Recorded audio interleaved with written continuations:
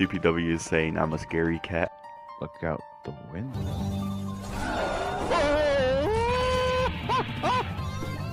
Fuck you, Enderman! Fuck you! Oh my god! Scared the hell out of me, bro! I killed both of them! Get out of here. Get out of here. You don't belong in this world, monster. Her composure is just... She has no composure, though. Oh shit.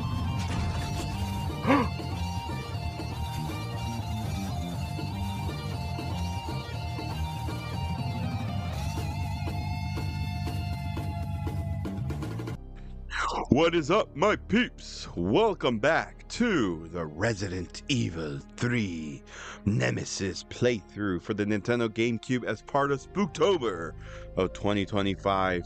I am your host, of course, mrespnozax, and in the last episode, Jill Valentine was exploring the streets of Raccoon City amidst an outbreak of zombies. Yes, and pretty much on our way, we met up with our old buddy from Stars, Brad Vickers, and everything like that, pretty much, and pretty much warned us about a certain thing that's going after Stars members and everything like that and stuff. You know, we were following him and everything, you know, just to make sure, make sure our old buddy Brad, is all right. And then, we come across the Raccoon City Police Department Police Station and everything like that. Met up with Brad again, but was killed by the big bad of the game. Yes, it is none other than the ultimate bioweapon known as Nemesis.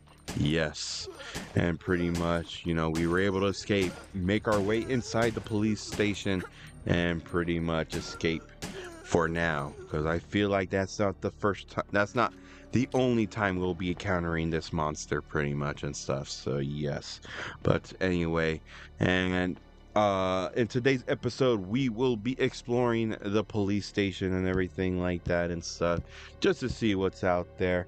And pretty much, I want to clear up some things that I pretty much said in the last episode, even though I did fix it. I did fix it through annotation, but I just wanted to say it myself and everything like that. I know in the last episode that I said that pretty much this game takes place after the events of RE2. While that is true, but it also takes place before it as well and everything like that. So in this portion of the game, this is pretty much before RE2, before Leon and Claire, arrive in Raccoon City and everything like that and stuff. So yeah, so right now they haven't showed up yet and everything like that. So yes, but anyway, let's go ahead and make our way over here. So pretty much every single spot in the police department pretty much is blocked off. We only are given limited rooms to actually enter and everything like that and stuff. But anyway, we use the emblem key, we'll discard it. You are given the option to pretty much either discard or pretty much keep it for a souvenir. Who knows what you want to do with it, but I just decided to discard it because I'm just like, nah, I don't really need it. But anyway, here we are, the old Stars office and everything. Yep, this is pretty much where all the members of Stars, have their, do their thing pretty much here and everything. Here is the desk of Rebecca, who pretty much was the rookie medic from the first game and everything like that. In this desk, it is none other than Chris Redfield, along with Jill Valentine. As you can see, Chris's jacket and Jill's beret and everything like that. If you actually come over here, and we get a lockpick, as according to Barry, Jill is the master of lockpicking and everything like that and stuff. So we got ourselves a lockpick and everything like that and stuff. Here's some, little trophy accolades here and everything. And if you come over here, this is the desk of Barry. Yes. And then in the desk behind us belongs to none other than Albert Wesker. Yes, the captain of the Stars team and everything like that, before he pretty much betrayed us in the first game and everything like that and stuff. So yes, there's really nothing much here and everything. And here's pretty much an old picture of all the Stars members and everything like that. So yes, here we have Chris and Jill in the middle, bottom middle and everything, while we have like Wesker and Barry over there as well and everything like that. So yes, and pretty much with every Resident Evil game, there's always notes left around, pretty much kind of, stuff that's happened before the game starts and everything like that and stuff, kind of warning us like, hey, there's a monster out there. I created this monster. I made it indestructible and everything. Oh shit, he's not obeying me. Ah, he's gonna eat me. Ah, pretty much. Yeah, and everything. Just gonna say this right now. I probably won't read all the notes. I'll probably skim through it just so you guys can read it. Just pretty much pause the video and everything if you guys want to read it and everything like that and stuff. Just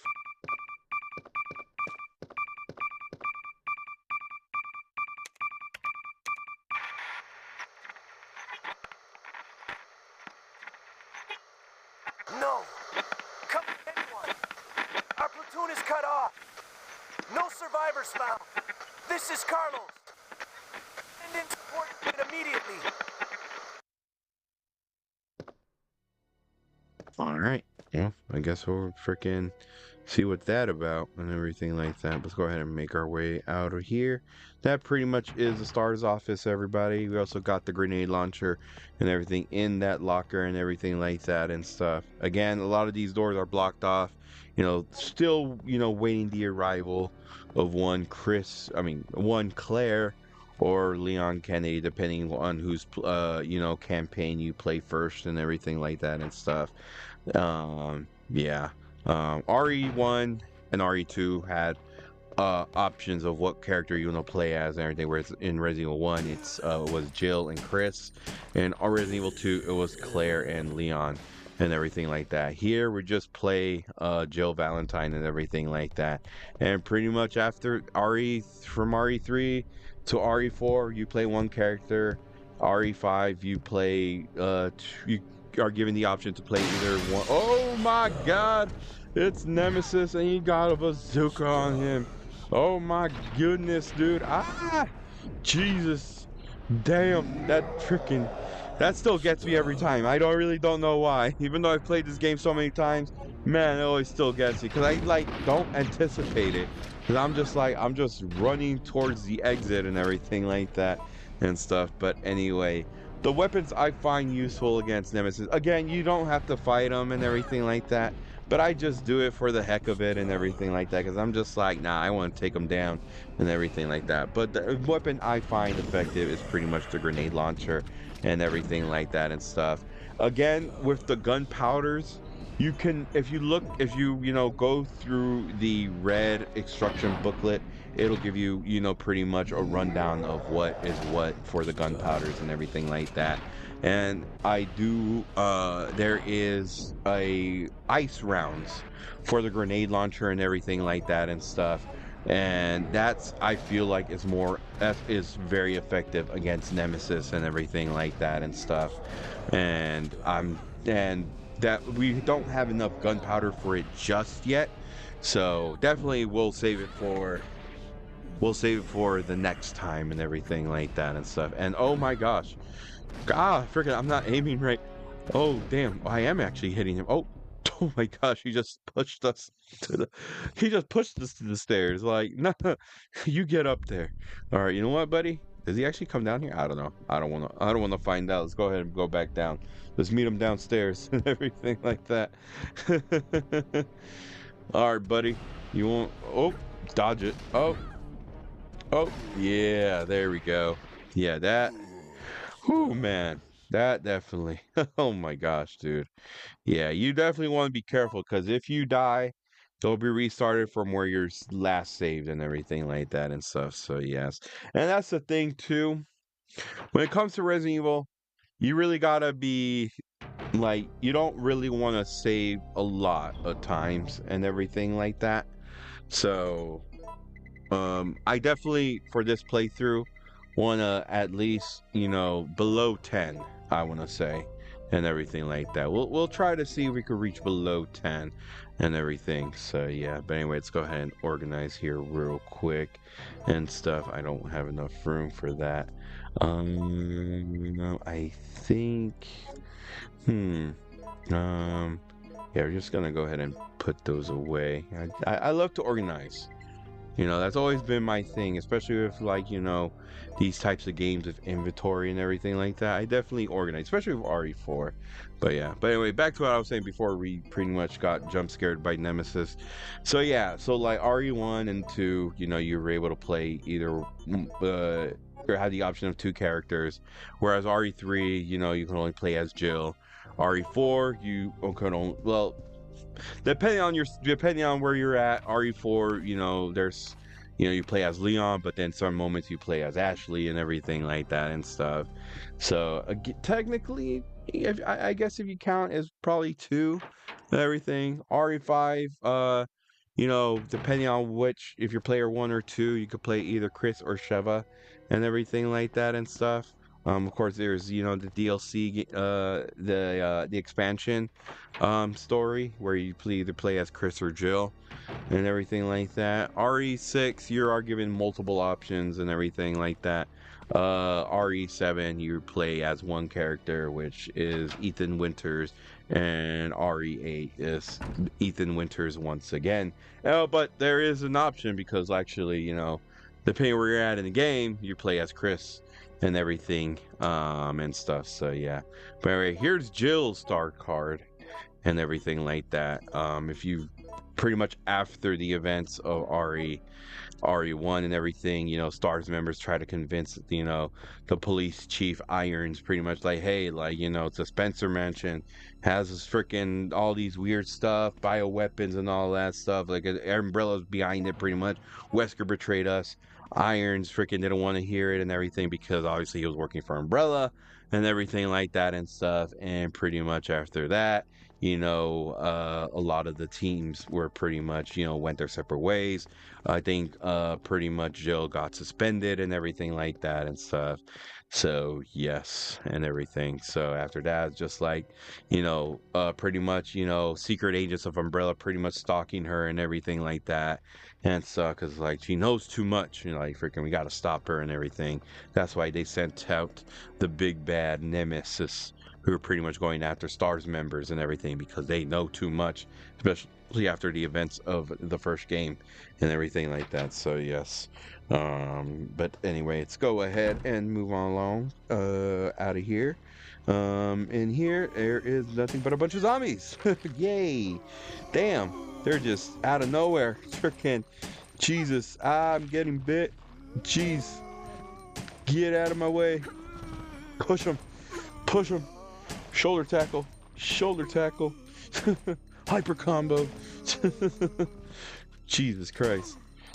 Yeah, maybe you guys are wondering why I'm not using a shotgun. Yeah, I like to save the shotgun for a little bit later in the game and everything like that. I have a bunch of ammo when it comes. Oh, that's one thing I probably should have talked about too and everything like that and stuff. Is that pretty much we are playing the easy mode and everything like that. That's just to make it easier for me because obviously I haven't played the GameCube version and everything like that. So yeah, so I don't know what to expect. So yeah, but pretty much in the easy mode, right off the bat, you're given an AR, you're given a shotgun, and everything like that, and you're given just a bunch of ammo for the for your handgun and everything like that and stuff. At some point in the game, you're not going to want to use your handgun and everything like that because the game will get a little more tougher. So right now, I'm just using it right now because it's like just to get it out of the way and everything like that and stuff. So yeah, but anyway, let's go ahead and get out of here pretty much. Yeah, we're pretty much done with the police precinct. There's really not much to do now and everything. Again, just whole area is just waiting for pretty much Claire and Leon and everything like that and stuff. So yes, but anyway, if you actually come over here, you actually get a blue gem. This comes in handy much later and everything. Before we do that, let's go ahead and go to the storage box real quick to put it away. All right, guys, we are back. All right, yeah, pretty much had to put the freaking gem away because we were not going to use that for until much later in the game and everything like that. So yes, but anyway, here we are. And I totally forgot about this, but you would encounter Marvin over here, and everything like that and stuff. But obviously now he's gone and everything like that, awaiting pretty much Leon and everything like that. But pretty much his report and everything like that, pretty much stating the purpose of the gems and everything like that, while pretty much saying like, you know, that how that pretty much the outbreak that pretty much, you know, broke out in the police precinct and everything like that and stuff, and pretty much him getting bit and everything. So yes, but anyway, yep, that pretty much does it, and everything like that. Freaking yeah, this place was a mess. They definitely need to clean up, especially since the new rookie's coming and everything like that. Who is that rookie? I don't know, but I hear he has a really great kick and everything like that. But yeah, but anyway, yeah, for some odd reason, I always thought Resident Evil 3 takes place after RE2 because just pretty much everything's all boarded up. Like, you know, everything's all boarded up and everything like that and stuff. So yeah, like you see, like I'm just like assuming that it was, but I mean technically kinda, but we're during right now we're in the portion of the game where it's the before pretty much and everything like that. So yes, but anyway, that pretty much does it for the police precinct. We will see you again, oh buddy, we will see you again. Yes, but anyway, not sure, did RE2 make it to the GameCube as well? I don't quite sure, and everything like that and stuff. Yeah, Resident Evil 2, I remember it was a rental and everything like that, and I was just freaking like intrigued and everything. Like I was just like freaking, man, this is really great and everything like that. And apparently, you know, the Japanese commercial for RE2 was made by, you know, the godfather of zombies. It's pretty much George A. Romero and everything like that. And pretty much, you know, again, everyone's known George Romero was pretty much set out to pretty much direct, right, the Resident Evil movie before it was handed over to Paul W.S. Anderson and everything like that and stuff. And pretty much was like, you know, there were some changes here and there. You know, there was a documentary about it. There's a documentary about it, and stuff. And pretty much, you know, just pretty much the details on the script and everything like that, the stuff that happened before and after and everything and stuff. It's a really good documentary. I do believe right now it is free on YouTube and everything, if anyone wants to check it out and everything like that. It's a really interesting documentary. It's really good and everything. It's just like, you know, I, you know, definitely wanted to change up some stuff and everything like that, but, you know, still it would have been cool, you know, to kind of see how his version of Resident Evil would have been and everything like that and stuff. And pretty much like, you know, it's just a shame it was never made and everything. Instead, we got the Paul W.S. Anderson movies. And I mean, don't get me wrong, the first two movies I did like and everything.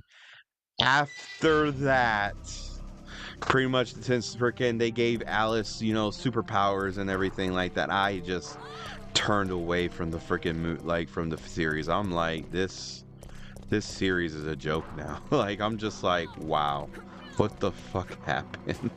Like it became weird, and I'm just like, ugh. And like, you know, I don't really mind them, like when it comes to movies where they like based off of, you know, video games or freaking books or comic books or anything.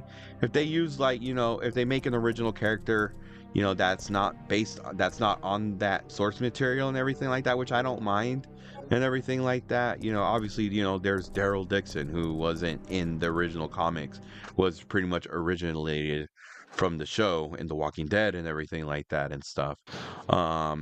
You know, there's good examples of that. Like, you know, yeah, you can make a great original character and everything like that and stuff. Alice is just like, I mean, like, she was cool from the first two movies, and all of a sudden she gets superpowers and it's like, ugh. And I'm just like, ugh, dude. Like, I'm just like, yeah. I don't know what happened. And like the characters that are actually in the games, they take a back seat and they're not treated well and everything. They kill off freaking Chris and everything. They kill off just I was like not a fan. Like honestly, I was just not a fan of the later movies and everything like that and stuff. I waited for the rental. I waited until freaking their last one came out in I want to say sometime around like when it was already on like streaming services. And I was watching, I'm like, boy, this is bad and everything like that and stuff. Like, and the thing is, they keep giving Paul W.S. Anderson projects. They gave him literally Monster Hunter movie, and that was I'm not a big fan of the Monster Hunter movies. I don't know if they stayed true to the source material and everything like that and stuff. Like I'm never like I probably only played a few of the game. I've only played only a little bit of pretty much Monster Hunter worlds and everything like that. Again, I'm just I don't know. Really not, I've never got into Monster Hunter and everything like that and stuff. I'm not sure if it stayed true to the source material and everything like that. But yeah, dude, I just remembered freaking that movie was pretty bad and everything like that. They keep giving them stuff, and Mila Jovovich, his wife, still appears in everything. Is pretty much the main character and everything like that, which I don't mind. It's like in the game you create your own character and everything like that and stuff. So it's like obviously it's like okay, I'm cool with that, but obviously I'm just like yeah, I don't know why Capcom still gives them stuff and everything like that. And yeah, after the Resident Evil movies,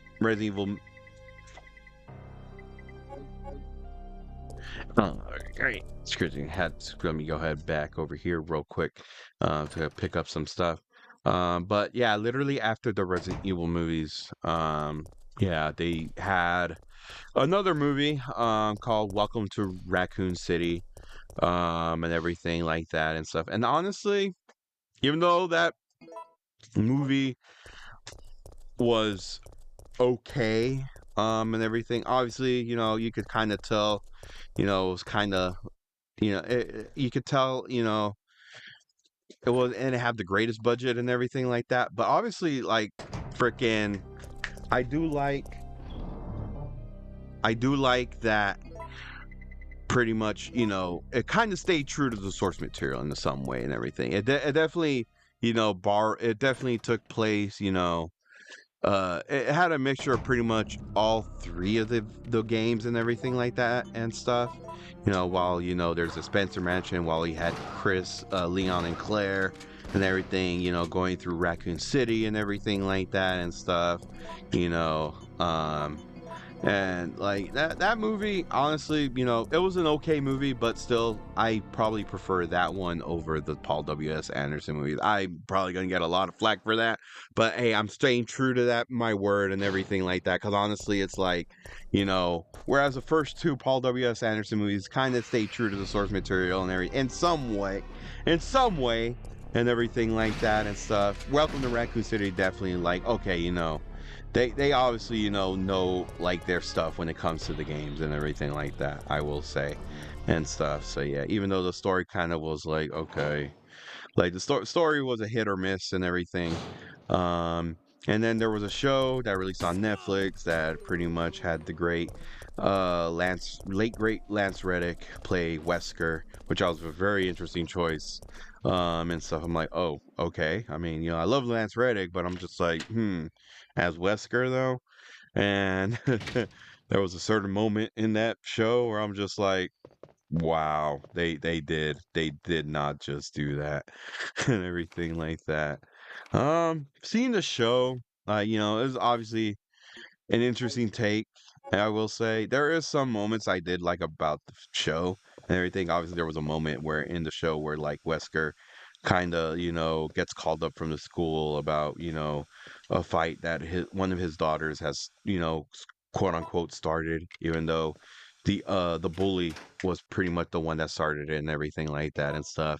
And pretty much he pretty much told the father of the bully that like, hey, Like, you know, freaking, if your daughter keeps this up, I will have you freaking fired. And that moment was freaking like, whoa, dude. Like, freaking, like, don't fuck around with Lance Reddick. Freaking, like, man, dude. Like, freaking, I miss Lance Reddick, dude. Rest in peace to him. But anyway, what was that? What's that? Calm down, lady. I'm no zombie. My name's Carlos, Corporal of Umbrella's Biohazard Countermeasure Force. What's your name? Jill, did you just say you belong to Umbrella's army? Yeah, we came all the way out here to save you civilians, but the mission went bad the minute we landed. Oh, shit. Not this fucking dude again. God damn it.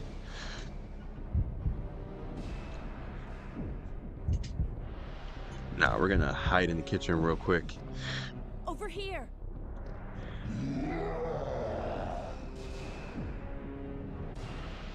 Eat it, big boy. Yeah.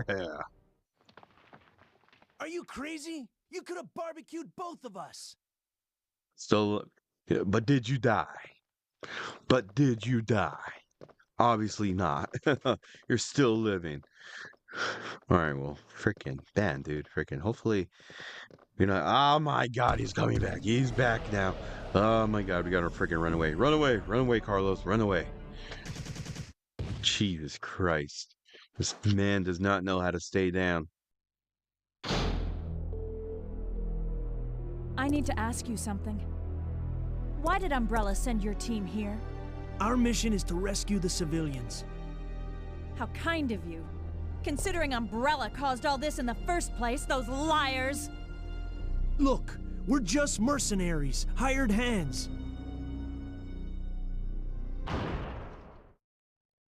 No time for talking. If you can believe me, then join us. Think about it.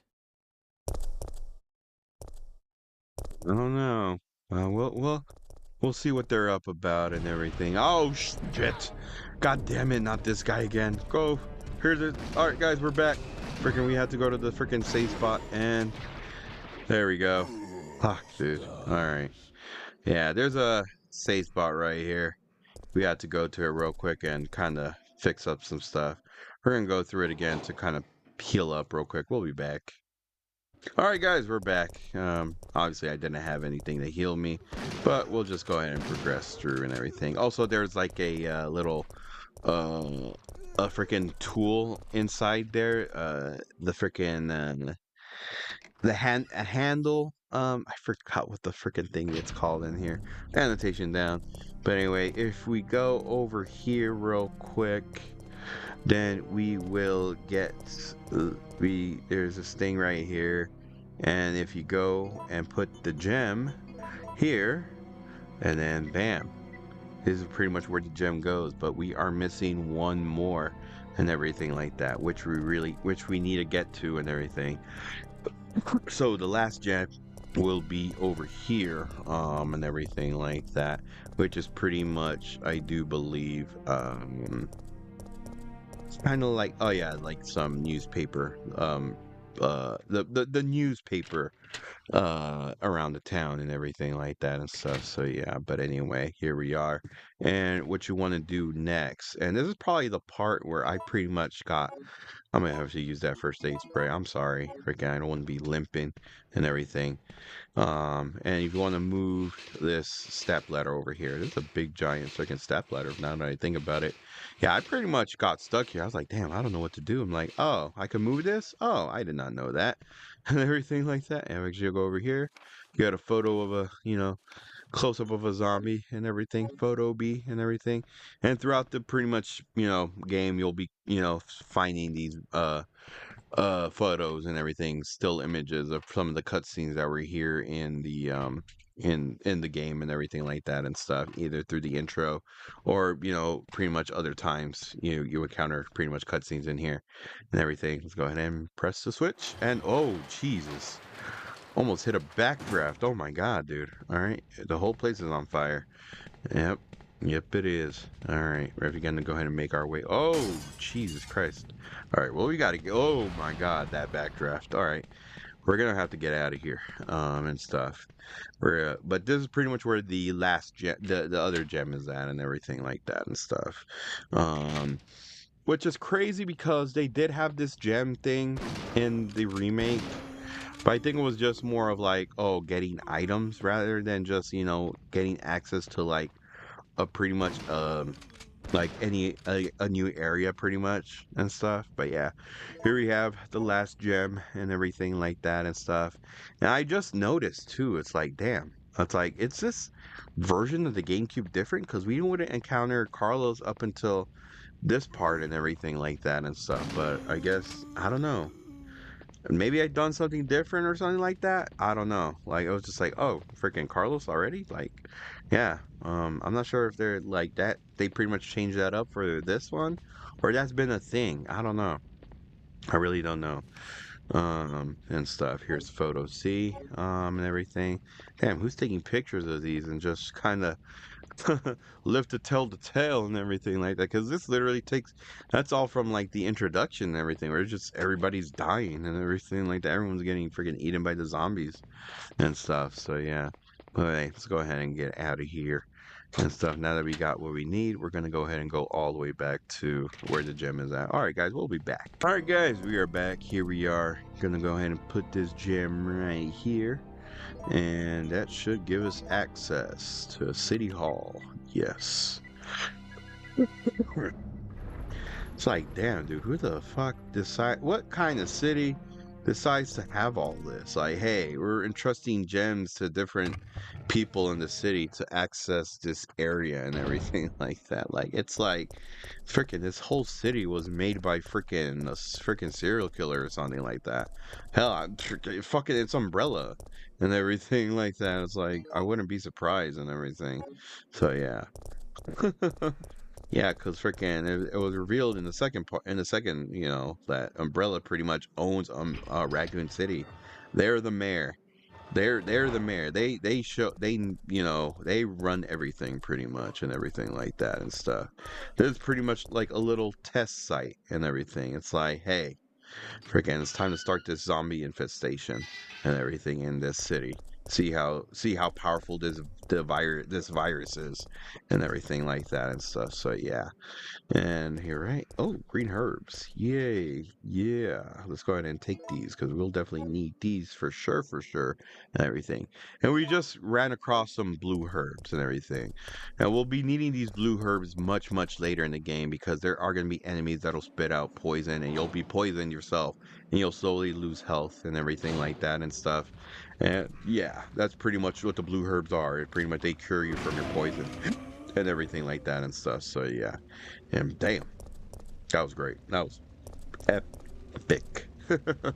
That was epic. All right.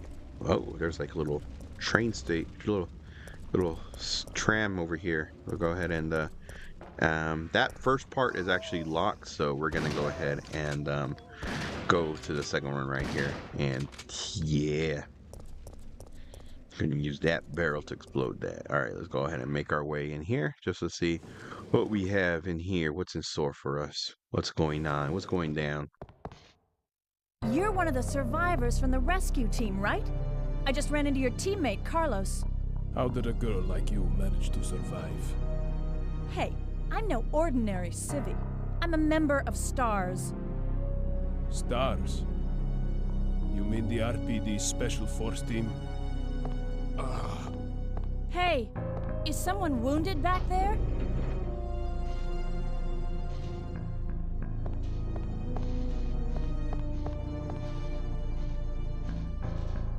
Oh, this looks bad.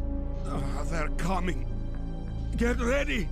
Fire! Fire!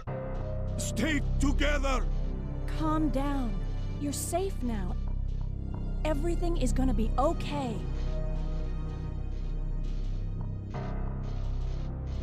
Hang in there, guy. Hang in there, buddy. We'll make it out of this for sure, I don't know what happened. Did he get bit or something? I'm like, yeah, sorry, buddy. But anyway, go over here, meet up with our old buddy Carlos over here. So Jill, did you decide to help us out? It looks like we're the only ones who survived. We should work together. No, we can't trust her. Why? But Sergeant, we need her help. Our unit's down to you, me, and Lieutenant Mikhail. That's it. And Mikhail's hurt bad. If we don't cooperate, we won't be walking away from this mission.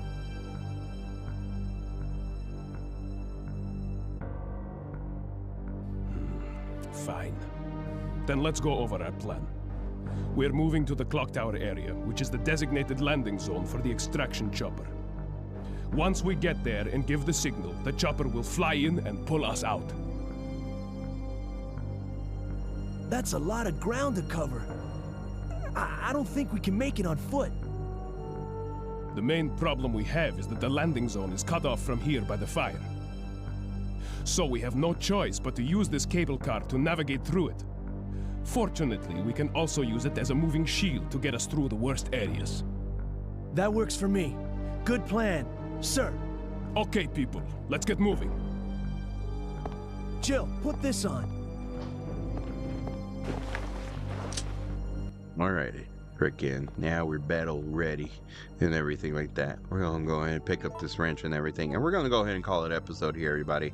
This has been mrespnozax saying good night, good morning, good day, whatever times we're watching this video, and we'll see you on the next one. Alright, everyone, laters.